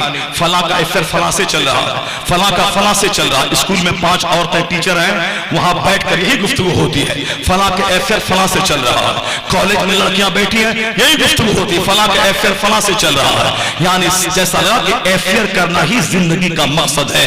کیسی تھی وہ خاتون مدینے کی جن کا مقصد مصطفیٰ سے محبت کرنا, مصطفیٰ کی سنتوں سے پیار کرنا, اپنے بال بچوں کو نبی کے دین کے لیے تیار کرنا. مدینے پاک کی وہ خاتون کو جب علم ہوا کہ مصطفیٰ پیارے کی شہادت کی خبر پھیل گئی, وہ دیوانہ وار گھر سے باہر نکلتی ہے, پوچھتی ہے بتاؤ مصطفیٰ کیسے ہے. کہا گیا تیرے شوہر کا انتقال ہو گیا, شوہر شہید ہو گئے. کہتی ہے انا للہ, بتاؤ مصطفیٰ کیسے ہے. کہنے والے نے کہا تیرا بڑا بیٹا شہید ہو گیا. وہ کہتی انا للہ, بتاؤ میرے مصطفیٰ کیسے ہے. 4 جوان بیٹوں کی شہادت کی خبر ملی, اپنے شوہر کی شہادت کی خبر ملی. اندر سے ٹوٹ نہیں رہی ہے, سر کے بال نوچ نہیں رہی ہے, دیوار سے سر ٹکرا نہیں رہی ہے. ایک ہی بات ہے, بتاؤ مصطفیٰ کیسے ہے, حضور کیسے ہے. جب کہا گیا سرکار صحیح سالم ہے, شہادت کی خبر جھوٹی ہے, میدان احد پہنچ کر جب تک سرکار کا دیدار نہیں کر لیا اس وقت تک قرار نہیں ملا. جب چہرے پہ نظر پڑی تو کہتی ہے یا رسول اللہ, شوہر شہید ہو گئے ملال نہیں, 4 بیٹے شہید ہو گئے ملال نہیں, کل مصیبت بعد کا جلال یا رسول اللہ, ساری مصیبتیں ہیچ ہیں, آپ صحیح سالم ہیں, میری ساری دنیا سلام. نعرہ تکبیر, نعرہ رسالت, مسلک اعلی حضرت فیضان مخدوم اعلی علماء, فاتحہ ختم چل, جلسہ برائے انسان ثواب, حضور شیخ المسلمین شہزادہ شیخ المسلمین علامہ مفتی شہر یار اللہ خان قبلہ زندہ باد, زندہ باد. اس خاتون نے پریکٹیکل وے میں بتا دیا کہ لا یؤمن احدکم حتی اکون احب الیہ من والدہ وولدہ والناس اجمعین. تم میں سے کوئی پرفیکٹ مومن نہیں ہو سکتا جب تک کہ حضور کی محبت اولاد سے زیادہ, والدین سے زیادہ, جان سے زیادہ, ساری کائنات سے زیادہ نہ ہو جائے. زبان سے بولنا الگ ہے, پریکٹیکل وے میں عمل کر کے دکھانا الگ ہے. مدینے کی خاتون نے بتا دیا کہ عورتوں کا کام ہے مجاہد کو پیدا کرنا, عورتوں کا کام ہے دین کا درد سینے میں پالنا. مدینے ہی کی کہانی, ایک شوہر ہے 27 سال سے سرحد پہ مذہب اسلام کے بچاؤ کے لیے جنگ کر رہے ہیں. یعنی دل میں خیال ہے کہ اگلے سال میں لوٹ کے گھر چلا جاؤ. پھر سرحد سے آواز آئی اسلام بچاؤ, وہاں چلے گئے. گھر میں بیوی تھی اکیلی, ایک بچہ جو ان کی شکم میں چھوڑ کے وہ آئے تھے, اور وہ جوانی کے عالم میں سرحد پہ گئے تھے مجاہد بن کر. چونکہ ماں باپ نے گھٹی میں پلایا تھا کہ پیدا ہونے کا مقصد اللہ کی عبادت کرنا. دنیا میں وہ جوانی وہی ہے جو دین کے کام آ جائے, زبان وہی جو اللہ کا ذکر کرے, دماغ وہی جو اللہ کے دین کے بارے میں سوچے. ورنہ جب ایک بھکاری دنیا میں کھا پی کے زندہ رہتا ہے تو جو آدمی دین کے بارے میں سوچے وہ بھوکا نہیں مرے گا. زندگی کا مقصد وما خلقت الجن والانس الا لیعبدون, زندگی کا مقصد اللہ کی عبادت کرنا. وہ ڈاکٹر بھی بنے, انجینئر بھی بنے, پروفیسر بھی بنے, بچہ سب کچھ بنے, ٹیکنیشین بنے, مکان بنے, گاڑی ہو, سب ہو, مگر ایمان بچا کے, دین دھرم بچا کے. ایسا نہ ہو کہ مکان بنانے میں ایسا بھوت بنے کہ بھول گئے نماز بھی فرض ہے, زکات بھی فرض ہے, روزہ بھی فرض ہے, اخلاقیات سے کامیاب ضروری ہے, انسان بننا ضروری ہے. نہیں, مکان بنانا دماغ میں ٹھان لیا, نماز چھوٹے, روزہ چھوٹے, چاہے اخلاق چھوٹے, چاہے جھوٹ بولے, چاہے جیسے بھی ہو, مگر مکان بننا چاہیے. وہ انسان کمزور ہے جو دنیا کی عارضی چیزوں میں گم ہو کر آخرت کے دائمی آرام کو بھلا دے. مدینے کی عورت تھی, وہ ان کا شوہر تھا, 27 سال گزر گئے. اب میں لوٹ کے گھر جاؤں گا, پھر آواز آتی اسلام بچاؤ. وہاں چلے تھے, 27 سال کی پوری جوانی کی ساری عمر سرحد اسلام پہ گزر گئی. اخیر میں جب فرصت ملی ہے میدان جنگ سے, تب لوٹ کے مدینہ آتے ہیں. مدینہ آئے, سب سے پہلے روض رسول پہ حاضری دی. مسجد نبوی میں بیٹھے دیکھا درس حدیث کی محفل سجی ہے.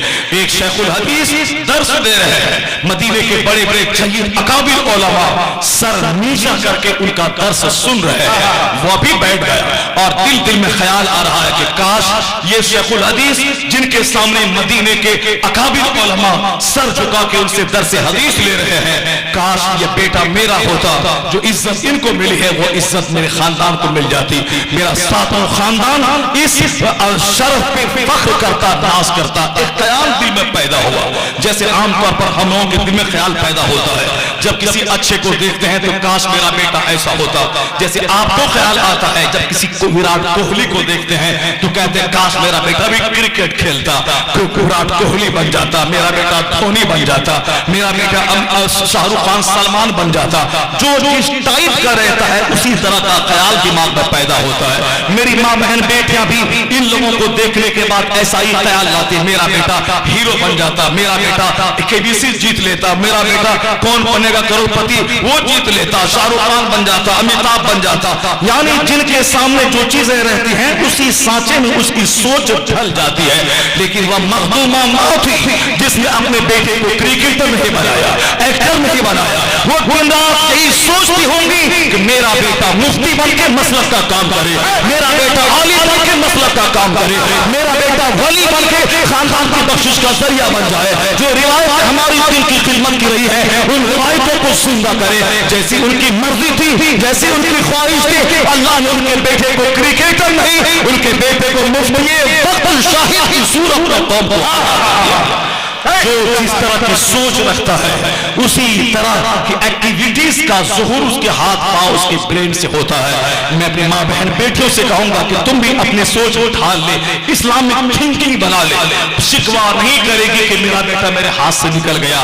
آج آپ نے دیکھا کہ سید نوشاد نے بھیگی آنکھوں کے ساتھ ماں کا چرچا کیا، ایک ایسا بیٹا جنم دیا تاکہ پیدا ہو جوان ہونے کے بعد آپ کے مرنے کے بعد وہ بیٹا آپ کے لیے ہاتھ اٹھا کے دعا کرے۔ مدینہ جائیں تو مکان دکان کی دعا بعد میں پہلے بولے الہی مجھے بخش دے، میری ماں میرے باپ کو بخش دے۔ طواف کعبہ کرتے ہوئے کہ الہی اللہم اغفر لی ولی والدی۔ جب وہ بغداد جائے تو کہ اللہم اغفر لی ولی والدی۔ وہ بریلی جائے تو بولے اللہم اغفر لی ولی والدی۔ کرکٹر بیٹا کبھی جھوٹے سے ہاتھ اٹھا کے دعا نہ کرے گا، لیکن بیٹا عالم باعمل بن گیا تو پانچوں نماز میں تہجد میں اور جہاں جہاں مقدس مقامات پہ حاضری ہوگی دوسری دعا بعد میں والدین کی مغفرت کی دعا پہلے کی جائے گی۔ اگر آپ ایسی اولاد پیدا کی، حضور نے اس طرح اشارہ بھی کیا تھا کہ سارے اعمال کا سلسلہ منقطع ہو جاتا ہے مگر تین چیزوں کا ثواب برابر جاری رہتا ہے۔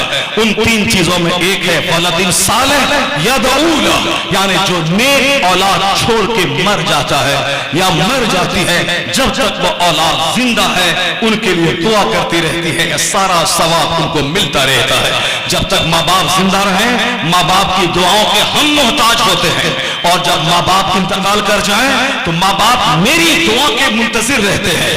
جس طرح باپ کی دعا بیٹے کے حق میں رد نہیں ہوتی، اسی طرح ماں باپ کے وصال کے بعد اولاد کی دعا والدین کے حق میں رد نہیں ہوتی ہے۔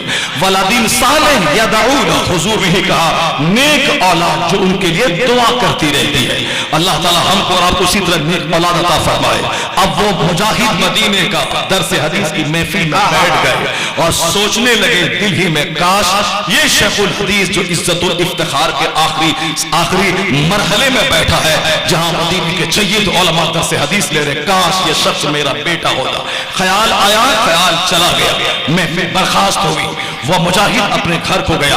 27 سال کے بعد بیوی سے ملاقات ہوئی ہے، 27 سال کے بعد، 27 سال کا طویل عرصہ، 27 گھنٹہ نہیں، 27 دن نہیں، 27 ہفتے نہیں، 27 ایئر، 27 سال کے بعد شوہر گھر میں آیا ہے۔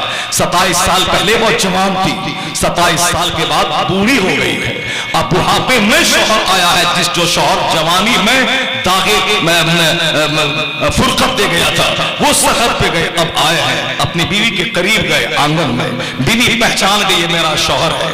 اب آپس میں محبت کی باتیں ہونے لگی۔ 27 سال کا طویل عرصہ کیسے گزرا، آپ سرحد پہ کیسے رہے، آپ گھر میں کیسی رہی۔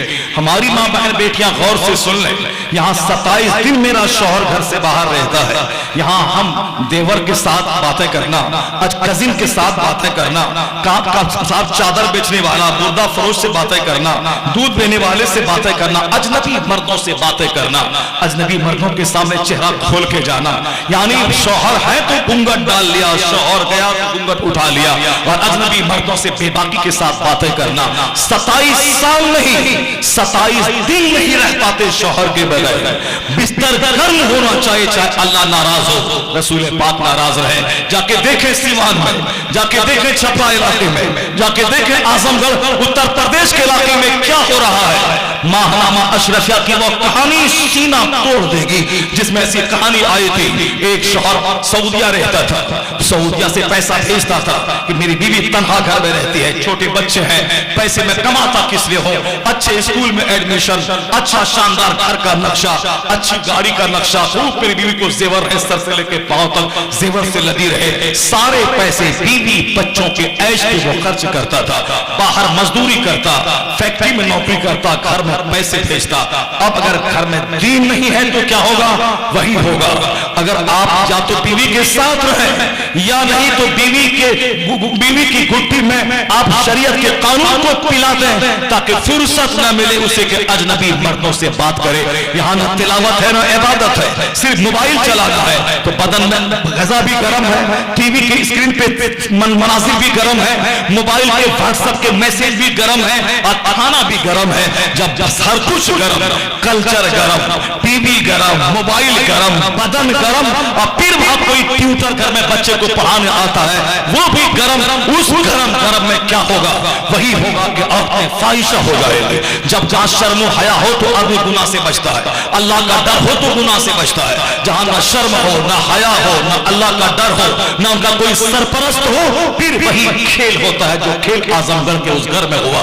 शौहर उधर रवाना है, इधर जवान बीवी घर में है, और होटल वाले से बात है। अब फिर क्या है कि हर 2-4 दिन के बाद फिर उनको अपने जिस्म का सौदा करने वहां जाना है। वो शख्स जब बाहर से घर आया, पता चला कि मेरी बीवी के बारे में लोग ऐसा कहते हैं। उन्होंने जांचने के लिए अपनी बीवी से कहा कि मेरी फ्लाइट 3 दिन के बाद है दिल्ली से, और मैं आज जा रहा हूं, दिल्ली जाने में 24 घंटे लगेंगे। वो गांव से निकला, शहर चला गया, जिस होटल के बारे में पता चला था उस होटल को बुक कर लिया, वहां गया, होटल वाले से कहा और भी कोई कुछ है? कहा और कुछ चाहिए का सर? उन्होंने 50-25 औरतों की तस्वीरें सामने रख दी। ये चाहिए का? उन तस्वीरों की भीड़ में अपनी बीवी को पहचान लिया। उन्होंने कहा कि मुझे ये खातून चाहिए। कितने पैसे हैं? कहा इतने पैसे, इतनी फीस है। उन्होंने होटल वाले ने कॉल किया, वो तो समझ गई मेरा शौहर तो दिल्ली गया है, फ्लाइट है परसों। अब वह होटल के कॉल पे आ गई। जब उस कमरे में दाखिल हुई, क्या हुआ होगा? सामने शौहर व बीवी, और फिर क्या घिनौना खेल क्या हुआ? तलाक हुई, मारा, केस हुआ, वो जाने, उसका काम जाने। मैं सिर्फ ये कहना चाहता हूँ, सिर्फ पैसा कमा के घर में देना, अपने घर में टीवी साथ पूरी दीवार भर के LED टीवी लगा देना, वहां ज़िना ना होगा तो क्या होगा? जहां सिर्फ व्हाट्सएप का माहौल, टीवी का माहौल, फिल्म का माहौल, वहां बदकारी ना होगी तो क्या होगी?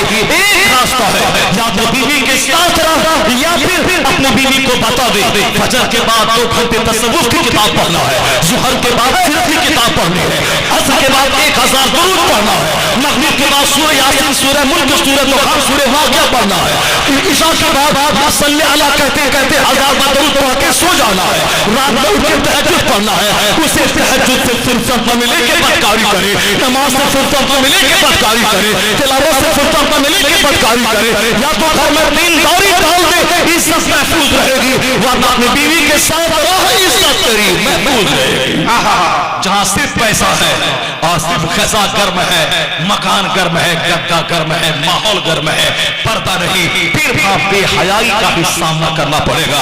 हुजूर की बेटी फातिमा ज़हरा, जिन्होंने वसीयत की थी अगर मैं इंतकाल कर जाऊं तो मुझको रात के वक्त में दफनाना, ताकि जिस फातिमा को अजनबी मर्द ने जिंदगी में नहीं देखा है, मरने के बाद भी उनकी लाश पर अजनबी मर्दों की नजर न पड़े। अल्लाह उस मखदूम-ए कायनात सैयदा फातिमा ज़हरा इधर विसाल कर गई। रात ही में मौला अली ने दफन का इंतजाम कर दिया।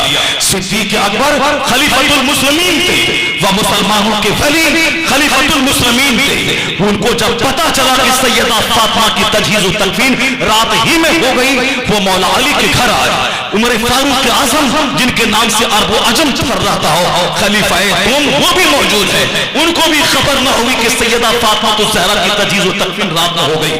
صبح کا سویرا چمکا، امیر المومنین کے ساتھ عمر فاروق اعظم بھی مولا علی کے گھر آئے۔ امیر المومنین مسلمانوں کے بادشاہ سرکار کے سچے جانشین وہ آئے، کہا علی آپ نے ایسا کیوں کیا کہ ہم لوگ کو خبر کیوں نہیں کی؟ ہم لوگ بھی جنازے میں شریک ہوتے، ہم لوگ بھی کفن دفن میں شریک ہوتے۔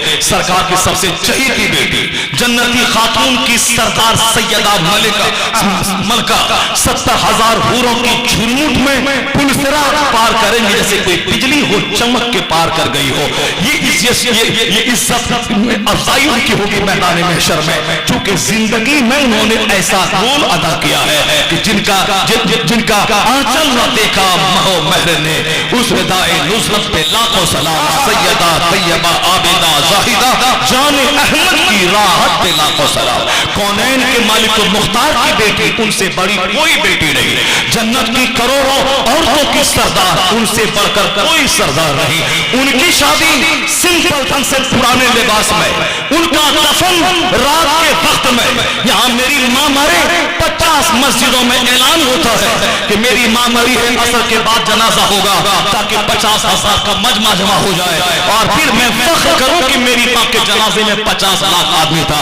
یہ کس نے تم کو دے دیا کہ 2 دن تک لاش کو روکا جائے، 3 دن تک لاش کو روکا جائے، 2-4 لاکھ لوگ جنازے کی نماز پڑھے؟ کہا تو 3 صف میں جس کی نماز ہو گئی مغفرت کا وعدہ ہے، بشارت ہے۔ اگر 5 لوگ جنازے میں ہے تو 2 آگے رہے، 2 پیچھے رہے، 1 پیچھے رہے، 5 آدمی مل کر جنازہ پڑھا، جن کی نماز 3 صف میں ہو گئی، مغفرت کی بشارت اس کے لیے ہے۔ یہاں 50,000 کا جمع کرنا ہے اور اس کی لاش کو سب کو دیکھنا ہے، اجنبی مرد اجنبی عورتوں کی قبروں پہ جانا، ان کے چہرے کو دیکھنا، ان کے بدن پہ نظر ٹھکانا۔ کس نے تم کو بتا دیا؟ یہاں جنتی خاتون کی سردار ہے، رات میں دفن کیا گیا۔ صدیق اکبر جیسے خلیفۃ المسلمین، وہ مصطفیٰ کا جانشین ہے، وہ ان کو خبر تک نہ ہوئی، رات میں دفن ہوا۔ مولا علی سے کہا آپ نے ایسا کیوں کیا، مجھ کو خبر کیوں نہیں کی؟ مولا علی فرماتے ہیں فاسیدہ کی وصیت یہی تھی کہ مجھ کو رات ہی میں دفن کر دینا تاکہ میرے جسم پہ اجنبی مردوں کی نظر نہ پڑے۔ اللہ سبحانہ، یعنی وہ خاتون جن کے ڈیڈ بوڈی پر اجنبی مرد کی نظر نہ پڑے۔ آج حسن حسین حسن حسین حسن حسین، یہ جو دنیا بھر میں کروڑوں نام کے ساتھ لفظ حسین جڑا ہے، کروڑوں زبان پہ حسین کا خطبہ پڑھا جا رہا ہے، کروڑوں زبان سے حسین سے اسپریٹ لی جاتی ہے۔ تقریر نہ جمے تو حسین کا نام، نقابت نہ جمے تو حسین کا نام، میدان نہ جیتے تو حسین کا نام۔ جو حسین 13 صدیاں گزر جانے کے بعد آج بھی طاقت کا خزانہ ہے جس کا نام، اتنا بڑا بچہ کس نے جنم دیا؟ وہی جن کا آنچل نہ دیکھا مہو مہر نے، اپنے آپ حاضر کی کو دنیا کا حسین جیسا بیٹا عطا فرمایا۔ نعرہ تکبیر، نعرہ رسالت، مسلک اعلیٰ حضرت فیضان مخدوم اعلیٰ جناب علامہ شیخ قبلہ زندہ باد۔ ایسا نہیں ہوتا ہے۔ خوب بیٹی کو جینس اور ٹی شرٹ پہنائیے، خوب اپنی بیٹی کو شارٹس اور چڈی پہنا کے گھمائیے، ان کے ناچنے پر فخر کیجئے کہ کیا میری بیٹی کرینہ کی طرح ڈانس کرتی ہے۔ خوب آج فخر کیجئے اور کل جب وہ لڑکی رنگ لائے گی اپنا ایمان بیچ کے کافر کے ساتھ بھاگے گی، مت بولیے گا کہ پیر صاحب ایسا کیوں ہو گیا۔ تسبیح کے دانے توڑنے میں خود انہی کا ہاتھ ہے جو آج یہ کہتے کہ دانے بکھر گئے۔ 27 سال کا طویل عرصہ گزر گیا سرحد پہ رہتے رہتے، 27 سال مدینے میں رہی، نہ اجنبی مرد نہ بازار کی بھیڑ بھاڑ، عزت کیسے بچی چڑھتی جوانی میں چھوڑ کے شوہر سرحد پہ گیا تھا، شوہر وہاں دین کا کام کر رہا تھا اور یہ اپنے گھر میں دین کا کام کر رہی تھی۔ اور کیسے کر رہی تھی؟ ایک تو اپنی عزت کی حفاظت، تلاوت میں دل لگانا، دماغ کو گندے خیال سے بچانا، اجنبی مردوں سے بالکل کنارہ کشی اختیار کر کے پردے میں رہنا، اور جو امانت شوہر چھوڑ کے گیا تھا اس امانت کی 4 مہینے کے بعد جب بچہ تولد ہوا، اب وہ بچہ 27 سال کا ہو چکا تھا باپ کے آتے وقت، یہ بیوی سے بات کر رہے ہیں، مسجد نبوی کا وہی شخص محدثین وہ اس کے گھر میں داخل ہو رہا ہے۔ اب یہ کہتے ہیں آپ جانے اسلامی مذاہب پہ عمل دیکھیں، یعنی جن کی طرح بیٹا ہونے کی تمنا کی تھی وہ گھر میں داخل ہوا، یہ وہاں سے اٹھ کے ان کے پاس چلے گئے، آپ میرے گھر میں کیسے داخل ہو گئے؟ مدینے کے علماء کے سردار ہیں، پیر ہیں، اپنی جگہ رہیے، سارے محدثین کے امام ہیں، اپنی جگہ رہیے، مگر گھر میں داخل ہونے کا قانون ہے کہ پہلے باہر سے آواز کیجیے، اجازت ملے گی تب اندر آنا ہے۔ ایسا نہیں کہ پیر صاحب کا پاؤں جا کے اپنی چھوکری سے دبوانا ہے، پردہ پیر سے بھی فرض ہے، اس لیے کہ پیر مریدہ کے لیے اجنبی مرد ہوتا ہے، پیر چاہے تو مریدہ سے شادی کر سکتا ہے، پیر چاہے اپنی شاگردنی سے شادی کر سکتا ہے، استاد چاہے، اس کو ہم نے معیوب بنایا ہے، ورنہ دو چار شادی کرنا معیوب نہیں ہے۔ صدیق اکبر نے کئی شادی، فاروق اعظم نے کئی شادی، عثمان غنی نے کئی شادی، مولا علی نے کئی شادی، امام حسن نے تو 100 کے قریب شادی، امام حسین میدان جنگ میں ہے، 2-3 بیویاں موجود ہیں، غوث اعظم کی 4 شادی، خواجہ غریب نواز کے مزار پر کی 2 بیوی کے مزار ہے، یہ سارے صالحین گھر میں 5 ان کا پاکہ ہے، سنتوں پہ عمل ہے، 49 اولادوں سے پاک ہو گئی۔ میں پوچھئے سرکار کیسے گزر بسر ہوا؟ جواب ملے گا وَمَن يَتَوَكَّلْ عَلَى اللَّهِ فَهُوَ حَسْبُهُ، جو اللہ پہ بھروسہ کرتا ہے اللہ اس کے لیے کافی ہو جاتا ہے۔ یہاں لوگ زنا کریں اس کو عیب نہیں سمجھتے، اور کوئی نکاح کریں تو سارے رشتہ دار روٹ کے منہ پھلا لیتے ہیں۔ غور کریں جہاں سنت پہ عمل ہو اس کو پروموٹ کیا جائے، اس کو سراہا جائے، جہاں زناکاری ہو اس کی مذمت کیا جائے۔ 27 سال کے بعد وہ شیخ الحدیث گھر میں داخل ہوئے، تو آپ کہتے ہیں آپ کیوں گھر میں داخل ہوئے وداؤٹ پرمیشن؟ جس کے ہونے کی تمنا کیا تھا۔ اب وہ شیخ المحدثین کہتے ہیں آپ میرے گھر میں کہاں سے آ گئے؟ یہ تو میرا گھر ہے، آپ کہاں سے آ گئے؟ اب دونوں میں تکرار ہوئی، آپ کیسے تو آپ کیسے؟ اندر سے ضعیفہ ماں کہتی ہے شیخ المحدثین سے بیٹا میرے لال یہ اجنبی نہیں، یہ تمہارا وہ باپ ہے جو 27 سال پہلے سائن سے گیا تھا۔ اور وہ ضعیفہ اپنے شوہر سے کہتی ہے میرے شوہر نامدار وہ کوئی اجنبی نہیں ہے، وہ آپ کا وہ بیٹا ہے جو آپ بطور امانت چھوڑ کے آپ سرحد پہ گئے تھے۔ 40,000 اشرفیہ سونے کا سکہ شوہر چھوڑ کے 40 یا کتنا چھوڑ کے گئے تھے، سارا حساب اپنے بیٹے کے سامنے شوہر کو دیا۔ وہ سارے سکے بہتر ہے یا بیٹا بہتر ہے؟ کہا سکہ نہیں، جو کام تم نے کیا ہے وہ کام تو زمین و آسمان کے سونے سے بہتر ہے۔ یعنی شوہر کا بھی کلیجہ ٹھنڈا ہو گیا کہ بیوی ہو تو اس طرح، بیٹا ہو تو اس طرح، شوہر ہو تو اس طرح۔ جب لاجواب بیوی ہو لاجواب اولاد ہوتی ہے، گھر کا ماحول لاجواب ہو، گھر کے افراد لاجواب ہوتے ہیں۔ باتیں کہنے کی بہت ہے، یہ فقیر تو 2 گھنٹے کے بعد گرم ہوتا ہے، اس کے بعد پھر 2 گھنٹے کی تقریر ہوتی ہے، لیکن میں آج جو کچھ بھی کہا ہوں آپ سے، اگرچہ میں نے پوری تقریر کا محصل یہیں پہ چھوڑا، جب زمین اچھی ہوگی تو فصل اچھی ہوگی۔ مخدومہ ماں کا صرف خطبہ مت پڑھیے، مخدومہ ماں کے مزار پر صرف چادر مت چڑھائیے۔ مخدومہ ماں کا چہرہ آپ نے دیکھا ہے؟ نہیں دیکھا ہے۔ جو گھر میں آتے جاتے ہوں گے وہی چھوٹے بچے دیکھتے ہوں گے، البتہ انہوں نے، وہ بھی ایک عورت تھی، انہوں نے کس قدر عبادت میں، ریاضت میں، تلاوت میں، غریبوں مسکینوں کی خدمت میں اپنی ساری زندگی گزار دی۔ آپ بھی اپنی بیٹی کو بتائیے، وہ بھی عورت تھی، ان کے سینے میں بھی دل تھا، ان کے پاس بھی خواہشات تھیں۔ خواہشات کی پیروی نہیں، مصطفیٰ کی سنتوں کی پیروی۔ خواہشات کی جو غلام بن جاتا ہے یا بن جاتی ہے، دنیا آخرت دونوں جہان میں وہ ذلیل اور رسوا ہو جاتا ہے۔ اور جو خواہشات کو پاؤں کے نیچے دفن کر کے صبر کی چٹان رکھ کر حضور کی سنتوں پہ عمل کرتا ہے یا عمل کرتی ہے، اولاد بھی اچھی، صحت بھی اچھی، اور مصطفیٰ کی شفاعت اور جنت کا حقدار ہو جاتا ہے۔ اللہ تبارک و تعالی ہم کو بھی، آپ کو بھی، اور دنیا کے سارے مسلمانوں کو آوارگی، بیراہ روی سے بچا کر اپنے محبوب کی سچی غلامی کرنے کی توفیق عطا فرمائے۔ نیک اور صالحین لوگوں کی زندگی کی پیروی کی توفیق عطا فرمائے، آمین۔ اللہ تعالی مخدومہ ماں کو کروٹ کروٹ قبر میں آرام نصیب فرمائے، ان کے درجات کو بلندی عطا فرمائے، ان کے صحابہ زادگان کو صبر جمیل عطا فرمائے، آمین۔ وآخر دعوانا